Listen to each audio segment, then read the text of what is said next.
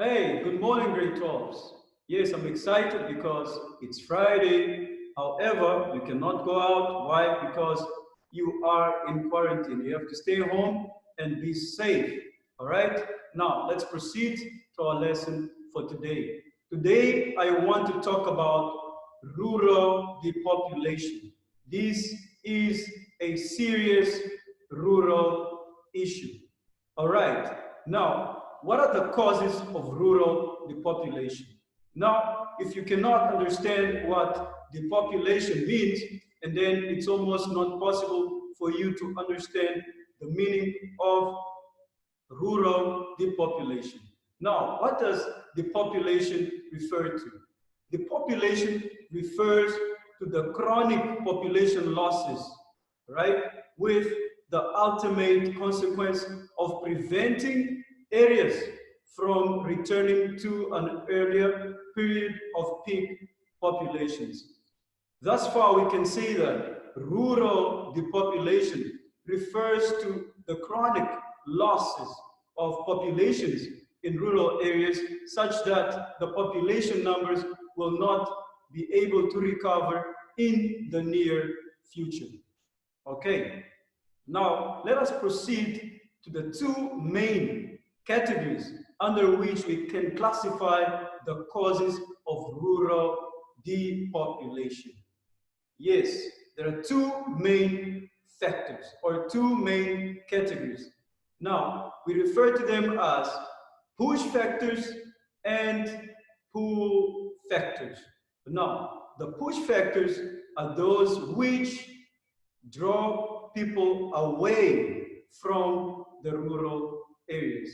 All right? And the pull factors, right?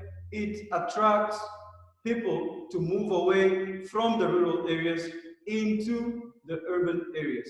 Now, let us compare and contrast a couple of push factors and pull factors.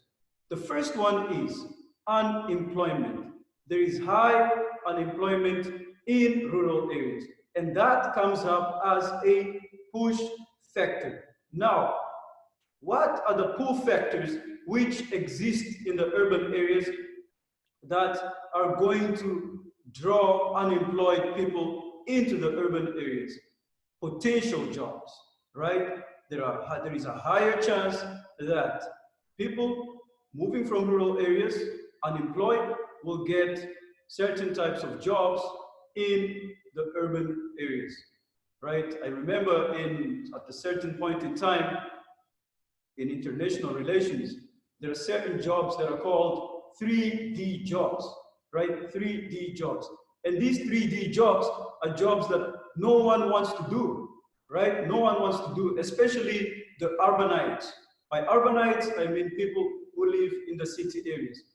The 3D jobs, these are referred to as dirty, difficult, and dangerous jobs, right? Those jobs are usually available to the lower classes, and the lower classes usually come from the rural areas. Let us just assume that. All right, let's proceed. The next push factor is the rural areas sometimes cannot be safe, right? If you remember when we were studying patterns, right? Patterns, we found that the common pattern in rural area tends to be isolated or, let me see if you know, isolated or dispersed, right? And then there is, in such environments, there is less safety. There is no sense of community. All right. Now, what is the pull factor which attracts not safe people from the rural areas? There is a safer environment due to a clustered, right? Due to a clustered or nucleated pattern of housing that there is in the urban areas, right? That brings about a sense of safety. All right. And one of the main factors, or one of the key factors, which pushes away people from the rural areas, it is lack of services, right? Lack of services. Water, sanitation services, electricity services, bank services, and more. All right. Now, what are the pull factors that exist? There are better services in the urban areas. There are more banks. There is better water provision services, better electricity provision services, and so on. All right. There are more push and pull factors which you can use to compare and contrast about between the urban and the rural areas.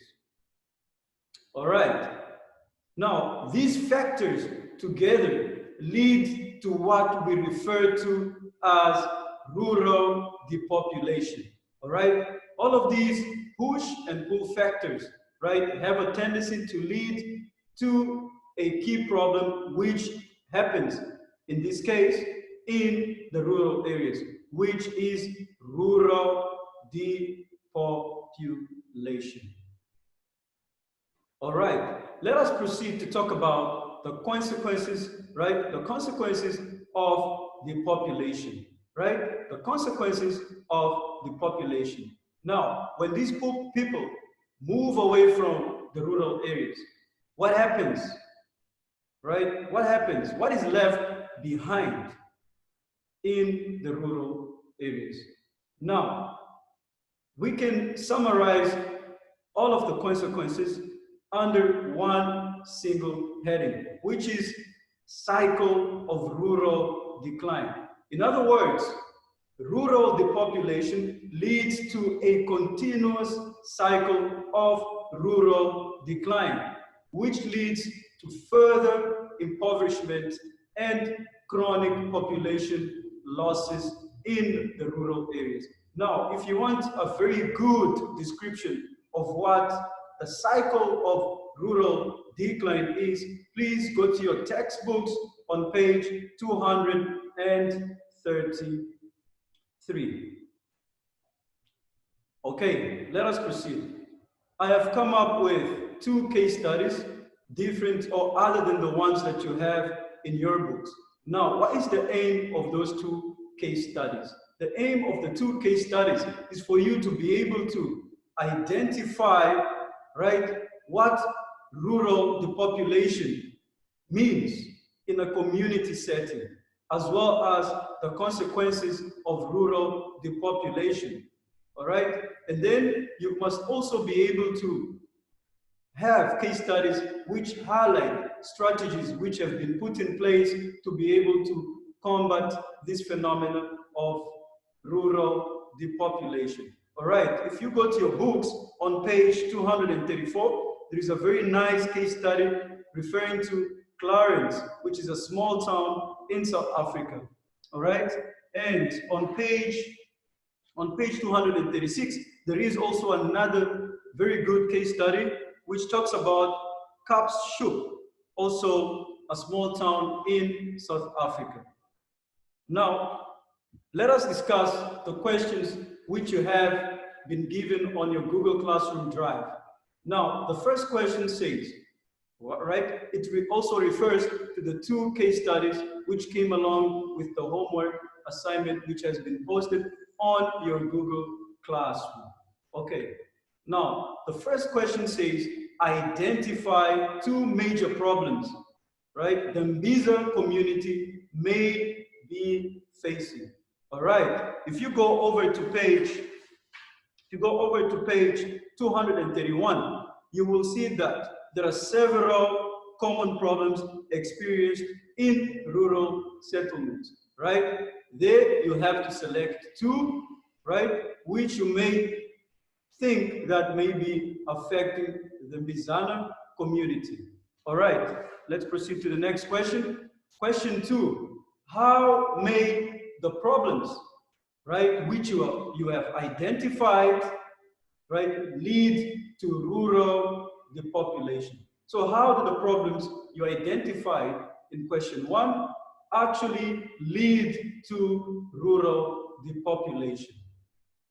One for each. All right, and the next question is project, right? Project the problems which you have identified in the cycle of rural poverty. You may find this question a little bit challenging, but it's quite easy.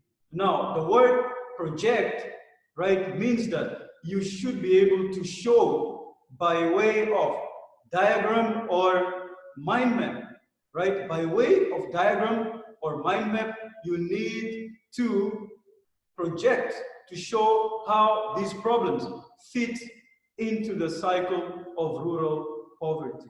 For example, how may you answer this question? Let's say you may have identified poor housing as the key problem or the key issue in a certain rural area. Now, poor housing may also downgrade to something else. It may lead to less demand for some quality housing services, right? And then companies which provide quality housing, not just companies, even government might also begin to ignore those areas. And what does that do? It lowers the quality of services in the rural areas. And if there is a lower quality of services in the rural areas, and then we might also highlight several other problems, such as poor sanitation, right? Poor sanitation, poor electricity provision, right? And from there, we can also devise that if there is poor sanitation, right, poor water services, these may also translate into health issues. And from the health issues, we may also encounter that we have a higher sickness ratio in the rural areas, as well as a higher death rates. All right, now let us proceed to the next question. Question 4, it says evaluate, right? I have already spoken to you about this term, to evaluate, all right? Evaluating, it means that, let's say you've got a strategy, right? You take the strategy and then you say whether the strategy is good enough for the problem that you're referring to. Now, if it's good enough, you need to give reasons as to why you think it's good enough with examples. Remember, with examples. If you do not give examples and then your answers tend to lack knowledge, right? They tend to lack knowledge and then they become quite vague. All right? So you need to give reasons. If you say this strategy is viable, and then you give reasons as to why. All right? Now, if you say that the strategies are not viable, and then you may also, or you must also give reasons with examples. All right, guys, I hope this has been helpful, and thank you for keeping up, and enjoy the rest of your weekend, and keep safe. All right?